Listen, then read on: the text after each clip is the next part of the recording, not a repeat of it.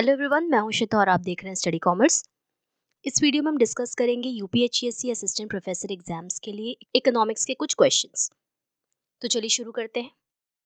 पहला क्वेश्चन है, the ratio of exchange between two groups in the indifference curve analysis is shown by. Options हैं price line, price consumption curve, income consumption curve या फिर production probability curve. तो यहाँ देखिए correct option होगा price line, जिसे हम budget line भी कहते हैं। सबसे पहले बात कर लेते हैं इंडिफरेंस कर्व क्या होता है। तो इंडिफरेंस कर्व के कॉन्सेप्ट को डेवलप करने का जो श्रेय जाता है वो जाता है हिक्स और एलन को। इन्होंने 1934 में इंडिफरेंस कर्व के कॉन्सेप्ट को दिया था in their book value and capital. Indifference curve क्या करता है, वेरियस कॉम्बिनेशन शो करता है दो गुड्स के जो कि कंज्यूमर को इक्वल सेटिस्फैक्शन प्रोवाइड करते हैं। Combination of two goods which provides equal satisfaction to the consumer. तो कंज्यूमर क्या होता है, is indifferent towards the combinations because every combination provides equal satisfaction. अब कंज्यूमर कौन सा कॉम्बिनेशन चूज करेगा ये डिपेंड करता है कंज्यूमर की इनकम प्लस जो गुड्स हैं उनकी प्राइस पर। तो कंज्यूमर की इनकम और प्राइस को लेकर के जो कर्व बनता है उसे हम कहते हैं प्राइस लाइन या फिर बजट लाइन। चलिए, सपोज कंज्यूमर दो गुड्स का कंजम्पशन कर रहा है, गुड ए और गुड बी। गुड ए की एक यूनिट का जो प्राइस है वो है 0.40 और गुड बी का है 0.20 और जो कंज्यूमर के पास इनकम है वो है 10 रुपए। अब वो चाहे तो अपनी पूरी इनकम क्या कर सकता है, ए पे खर्चा कर सकता है। तो इस केस में उसको कितने यूनिट्स मिलेंगे कमोडिटी ए के, 25 यूनिट्स। वहीं वो चाहे तो पूरा का पूरा इनकम बी पर भी खर्चा कर सकता है, सिर्फ बी पे। तो ये आपको यहाँ पर 50 यूनिट्स इसकी मिलेंगी।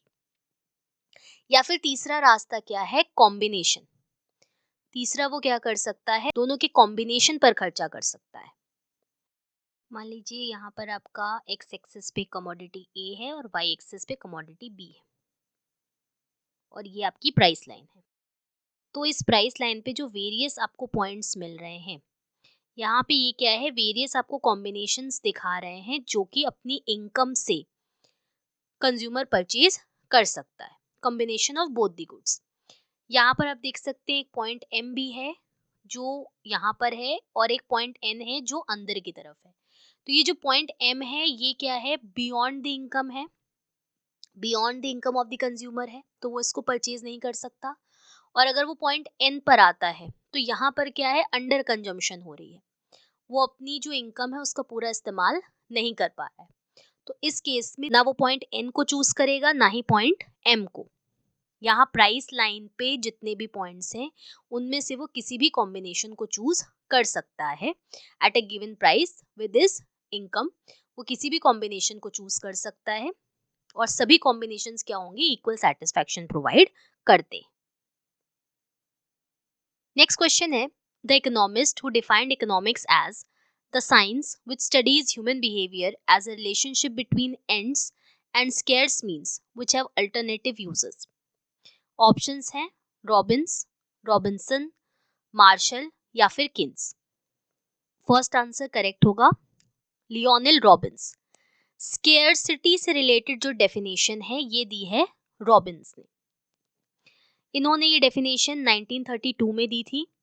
इनकी बुक है the essay on nature and significance of economic science.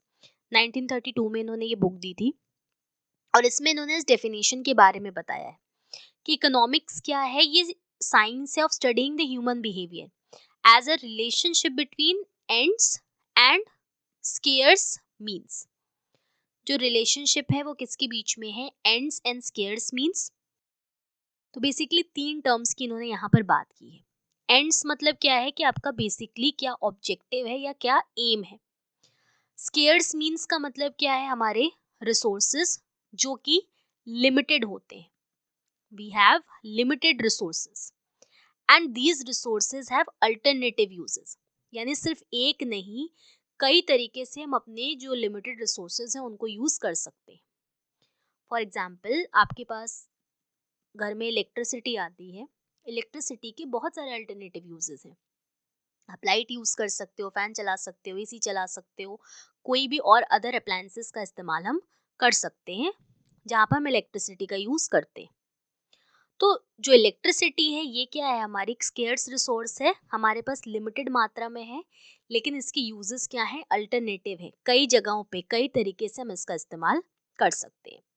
तो ये एंड्स और स्केर्स मीन्स का जो रिलेशनशिप है, इससे रिलेटेड जो डेफिनेशन है ये दी है लियोनेल रॉबिन्स ने। तो ऑप्शन ए यहाँ पर करेक्ट होगा। नेक्स्ट क्वेश्चन है, the law of diminishing returns only applies in cases where. Options हैं, there is increasing scarcity of factors of production, दूसरा है the price of extra units of a factor is increasing, third है there is at least one fix factor of production, और fourth है capital is a variable factor. तो देखिए यहाँ पे third option correct होगा, there is at least one fix factor of production. In short run there are two types of factors. पहले होते हैं आपके फिक्स फैक्टर्स और दूसरे होते हैं आपके वेरिएबल फैक्टर्स। फिक्स फैक्टर्स जो आउटपुट के साथ चेंज नहीं होते हैं, और वेरिएबल फैक्टर्स वो फैक्टर्स होते हैं जो आउटपुट के साथ वेरी करते हैं। तो फैक्टर्स ऑफ प्रोडक्शन कौन कौन से हो सकते हैं, तो ये है आपके लैंड, लेबर, कैपिटल, ऑर्गेनाइजेशन और इंटरप्राइज। ये सभी क्या है, हमारे फैक्टर्स ऑफ प्रोडक्शन है। अब जो थ्योरी ऑफ प्रोडक्शन है ये क्या कहती है, थियरी ऑफ प्रोडक्शन कहती है production of commodity which involves transformation of input into output by using various factors of production। अब जैसा कि हमने देखा कि शॉर्ट रन में दो तरीके के फैक्टर्स होते हैं, फिक्स्ड और वेरिएबल। फिक्स्ड फैक्टर्स वो फैक्टर्स होते हैं जो कि चेंज नहीं होते हैं शॉर्ट रन में, और वेरिएबल फैक्टर्स वो फैक्टर्स होते हैं जो कि प्रोडक्शन या आउटपुट के साथ चेंज होते हैं। अब लॉ ऑफ डिमिनिशिंग रिटर्न क्या कहता है कि जब हम एक फिक्स फैक्टर, मान लीजिए फिक्स फैक्टर हमने लैंड ले लिया, इसके साथ जो वेरिएबल फैक्टर है मान लीजिए लेबर, जब हम एक फिक्स फैक्टर के साथ वेरिएबल फैक्टर को बढ़ाते जाते हैं तो एक समय के बाद जो प्रोडक्शन है या जो आउटपुट है वो क्या होता है, रिड्यूस होने लगता है या फिर डिक्रीज होने लगता है। मान लीजिए आपका फैक्टर लैंड जो है वो फिक्स है और लेबर को हम इंक्रीज कर रहे हैं, तो एक समय के बाद, एक पॉइंट के बाद क्या होगा कि जो आपकी आउटपुट है वो क्या करेगी, डिक्रीज करने लगेगी। शुरू में तो इंक्रीज करेगी but after a point, after a stage वो क्या करेगी, डिक्रीज करने लगेगी। एक फैक्टर क्योंकि फिक्स है और आप एक वेरिएबल फैक्टर्स को बार बार बढ़ाए जा रहे हैं, तो एक समय के बाद क्या होगा, जो आपकी प्रोडक्शन है वो कम होने लगेगी। लॉ ऑफ डिमिनिशिंग रिटर्न्स में मैंने ऑलरेडी एक वीडियो बनाया हुआ है, तो आप आई बटन पे क्लिक करके उस वीडियो को देख सकते हैं। नेक्स्ट क्वेश्चन है, the market demand curve for a perfectly competitive market is QD is equal to 12 minus 2P. The market supply curve is QS is equal to 3 plus P.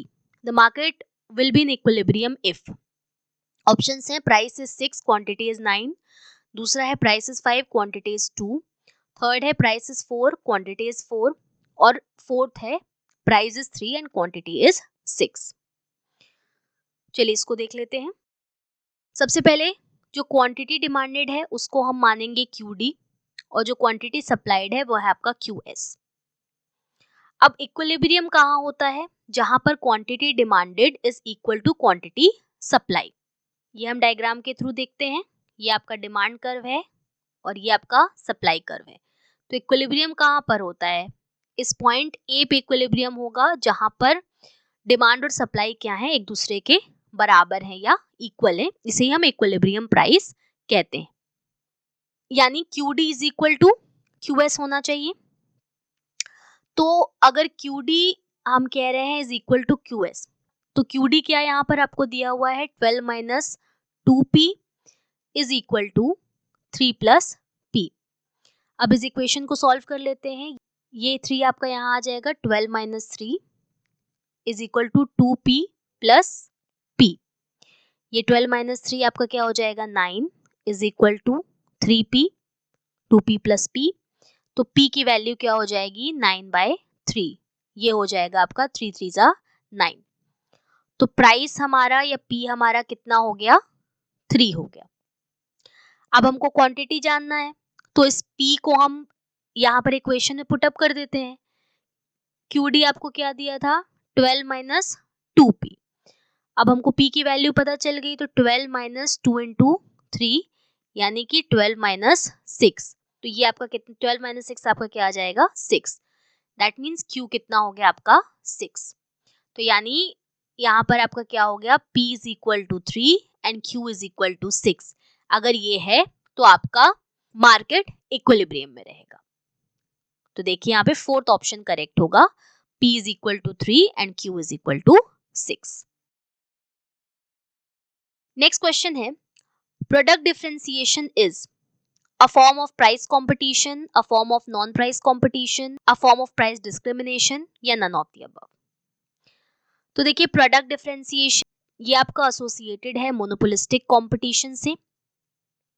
Monopolistic competition क्या है, ऐसा market है जहां पर large number of buyers and sellers होते हैं जो कि होमोजीनियस प्रोडक्ट्स को सेल नहीं करते। They do not sell homogeneous product, rather they sell identical products. यहाँ पर क्या होता है आइडेंटिकल प्रोडक्ट्स सेल किए जाते हैं, होमोजीनियस नहीं होते बल्कि आइडेंटिकल होते हैं, या फिर हम कह सकते हैं ये एक दूसरे के सब्स्टिट्यूट्स होते हैं। तो प्रोडक्ट डिफरेंशिएशन ये क्या होता है, ये kind of non price competition है। मोनोपोलिस्टिक कंपटीशन में हमको नॉन प्राइस कंपटीशन देखने को मिलता है। नॉन प्राइस का मतलब क्या है, प्राइस के बजाय ब्रांड नेम से या फिर packaging, change of colour of product, इन सब के थ्रू हम कंपटीशन देखते हैं मोनोपोलिस्टिक कंपटीशन मार्केट में।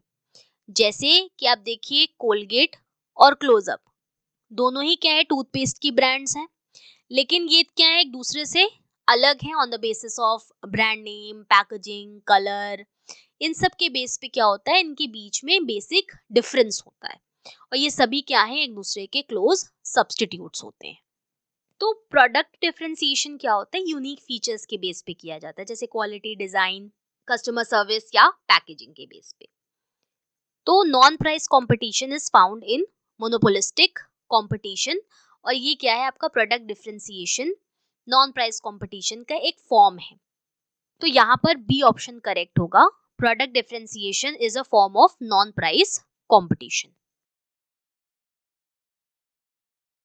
नेक्स्ट क्वेश्चन है, if you know that with 8 units of output, average fixed cost is 12.50, average variable cost is 81.25, then total cost at this output level is, options है 93.75, दूसरा है 97.78, third है 750 rupees या फिर rupees 880। तो देखिए यहाँ पर हमें क्या क्या दिया हुआ है, यहाँ पर हमको आउटपुट दिया हुआ है, कितना आउटपुट दिया हुआ है 8 यूनिट्स दिया हुआ है, हमको एवरेज फिक्स कॉस्ट दी हुई है रुपीज 12.50 और एवरेज वेरिएबल कॉस्ट दी हुई है रुपीज 81.25। अगर हमारे पास एवरेज फिक्स कॉस्ट और एवरेज वेरिएबल कॉस्ट है तो हम एवरेज कॉस्ट निकाल सकते हैं। Average cost is equal to AFC plus ABC, तो एवरेज कॉस्ट कितनी हो जाएगी हमारी 12.50 प्लस 81.25, यानी ये किसके बराबर हो गया आपका रुपीज 93.75। ये हमारी क्या है आपकी एवरेज कॉस्ट आ गई। अब हमसे क्वेश्चन में क्या पूछा हुआ है कि हमें टोटल कॉस्ट निकालनी है। तो अगर हमको एवरेज कॉस्ट निकालनी होती तो हम क्या करते हैं, टोटल कॉस्ट को डिवाइड कर देते हैं क्वांटिटी से, तो हमको क्या मिल जाता है एवरेज कॉस्ट मिल जाता है। तो अगर हमको टोटल कॉस्ट चाहिए तो हमें क्या करना होगा, total cost is equal to average cost into quantity या आउटपुट। तो टोटल कॉस्ट कितनी हो जाएगी आपकी, एवरेज कॉस्ट अभी हमने निकाला है 93.75 इनटू आउटपुट कितना दिया हुआ है 8 यूनिट्स, ये हो जाएगा आपका रुपीज 750। तो करेक्ट आंसर यहाँ पर हो जाएगा आपका ऑप्शन सी, ₹750। नेक्स्ट क्वेश्चन है, the term group equilibrium is related to. Options है मोनोपोलिस्टिक कंपटीशन, ओलिगोपोली, डुओपोली या फिर परफेक्ट कंपटीशन। तो यहाँ फर्स्ट ऑप्शन करेक्ट होगा, मोनोपोलिस्टिक कंपटीशन। मोनोपोलिस्टिक कंपटीशन को ग्रुप इक्विलिब्रियम भी कहते हैं। ये कहा है या ये टर्म दिया है एडवर्ड चेम्बरलेन ने। ये टर्म इन्होंने दिया था in the year 1933 in his book the theory of monopolistic competition. Group equilibrium जो ये टर्म है वो डिफाइन करता है कि कैसे मार्केट में जो फर्म्स हैं वो एक दूसरे से compete करती हैं on the basis of product differentiation. Product differentiation का मतलब क्या है कि जो फर्म्स होती हैं मोनोपोलिस्टिक कंपटीशन में वो सब्स्टिट्यूट गुड्स को प्रोवाइड करती हैं, तो उस केस में प्रोडक्ट डिफरेंशिएशन होता है या नॉन प्राइस कंपटीशन होता है, जहां पर जो फर्म्स होती हैं उनकी प्रोडक्ट्स एक दूसरे से किसी न किसी ग्राउंड पे डिफरेंट होती हैं। पैकेजिंग के बेस पे हो सकती हैं, ब्रांड की वजह से हो सकती हैं, कस्टमर सर्विस की वजह से हो सकती हैं, क्वालिटी की वजह से हो सकती हैं। इन सब कुछ बेसिस पर एक दूसरे से अलग होती हैं। मोनोपोलिस्टिक कंपटीशन क्या है? ऐसा मार्केट होता है जो कॉम्बिनेशन होता है of perfect and monopoly. Perfect competition और मोनोपोली क्या है? दो एक्सट्रीम सिचुएशंस हैं जो कि मार्केट में कम मिलती हैं। ज्यादातर हमें क्या देखने को मिलता है? मोनोपोलिस्टिक कंपटीशन, यानी उन दोनों के बीच का एक मार्केट जहाँ पे दोनों की क्वालिटीज एग्जिस्ट करती हैं। तो यहाँ फर्स्ट ऑप्शन करेक्ट होगा, group equilibrium is related to monopolistic competition. Next question है, an indifference curve is always. Options हैं vertical straight line, convex to origin, concave to the origin या हॉरिजॉन्टल स्ट्रेट लाइन। तो देखिए यहाँ पे second option correct होगा, convex to the origin. Indifference curve is always convex to the origin. ये क्या है आपका आईसी क्या होता है? कॉन्वेक्स टू ओरिजिन होता है। क्यों ऐसा है? क्योंकि दो प्रोडक्ट्स कंजम्पशन किया जा रहा है, ए और बी। अब ये आईसी कॉन्वेक्स होता है ड्यू टू एमआरएस। एमआरएस यानी मार्जिनल रेट ऑफ सब्स्टिट्यूशन की वजह से जो इंडिफरेंस कर्व होता है ये हमेशा कॉन्वेक्स होता है।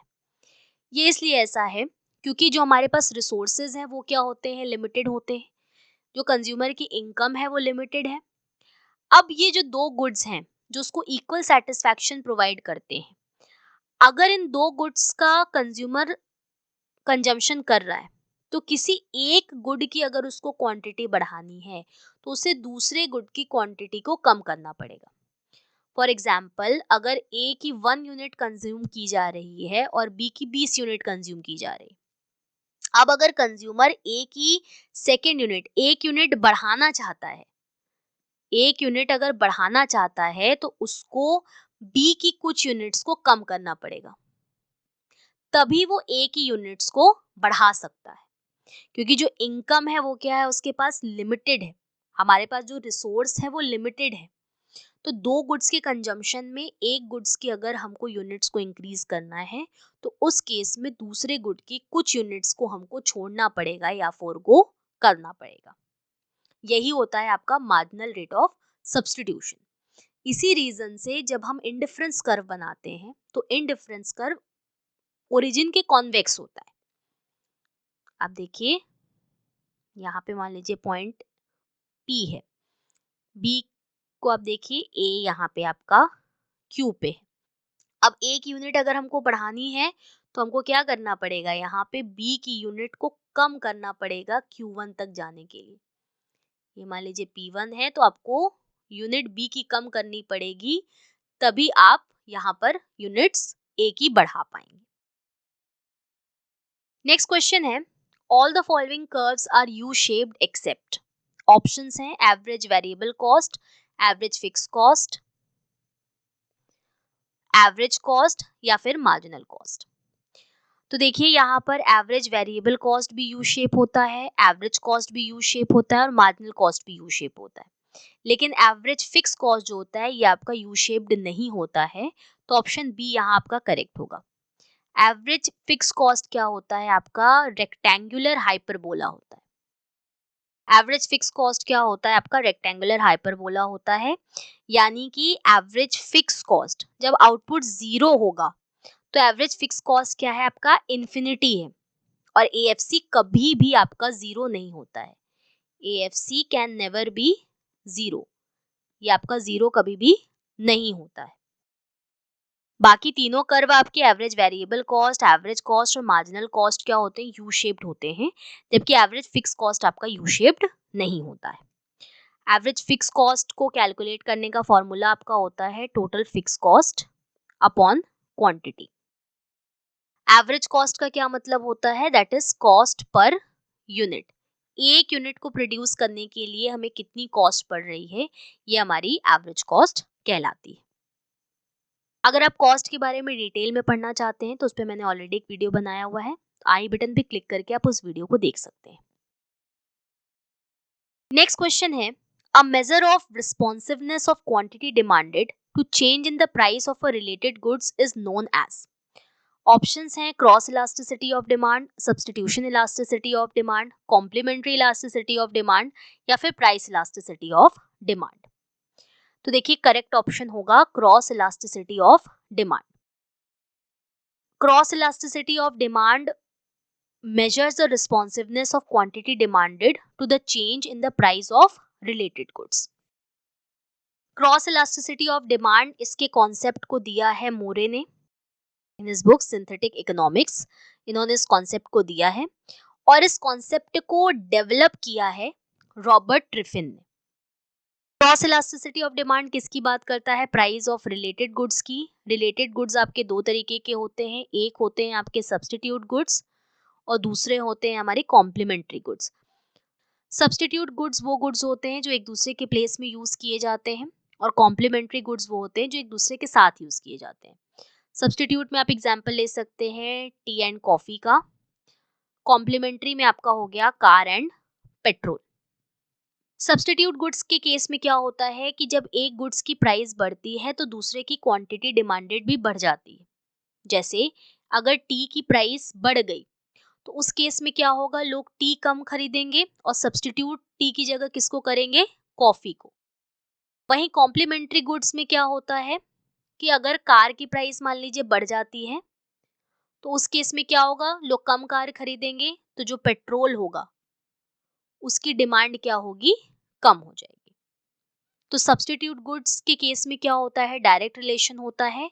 वहीं पे कॉम्प्लीमेंट्री गुड्स के केस में क्या होगा? आपका इनवर्स रिलेशनशिप होता है।